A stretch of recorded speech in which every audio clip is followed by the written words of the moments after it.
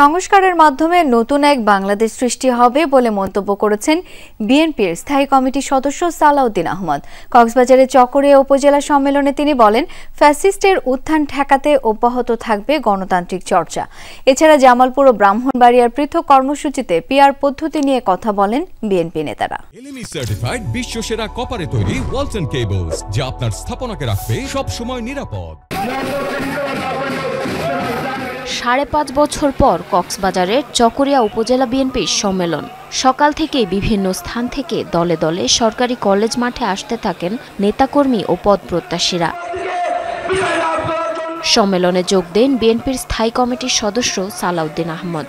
বলেন, ফ্যাসিস্টের উত্থান ঠেকাতে অব্যাহত রাখতে হবে গণতান্ত্রিক চর্চা।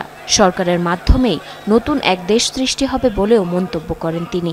আওয়ামী লীগের রাজনৈতিক কর্মকাণ্ড সঠিকভাবেই সন্ত্রাস বিরোধী আইনের মাধ্যমে নিষিদ্ধ করা হয়েছে, ঠিক কিনা? কোন আইনের মাধ্যমে?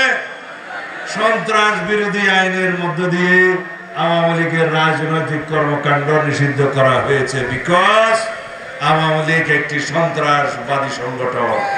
ব্রাহ্মণবাড়িয়া শহরে জেলা বিএনপির সদস্য নবায়ন ও সংগ্রহ কর্মসূচির উদ্বোধন করেন বিএনপির সিনিয়র যুগ্ম মহাসচিব রুহুল কবির রিজভী। বলেন, পিআর পদ্ধতিতে জনপ্রতিনিধি বাছাই হয় দলীয় সিদ্ধান্তে। সেক্ষেত্রে রাজনৈতিক দল হয়ে উঠতে পারে কর্তৃত্ববাদী। আপনার এলাকায় কে এমপি হবে আপনি জানবেন না? আপনার তো জানার কথা।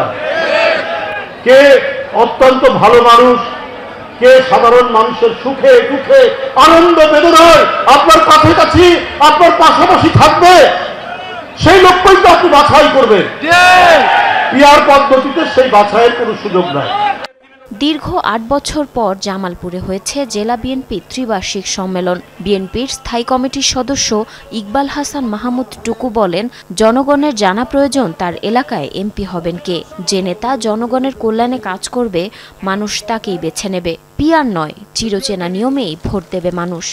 এই লোকটাকে আমি এমপি বানাবো, তার কাছে আমি আসতে পারবো কিনা, তার ঠিকানা ঠিকমতো আছে কিনা, এইসব দেখে ভোট দেয়। যেটা 1937 সালে চালু হয়েছে, এখনো চালু আছে। যার ভোট সে দিবে, একজনকে ভোট দিবে, সেই ব্যক্তিকে চিনতে হবে, সেই ব্যক্তিকে ভোট দিবে।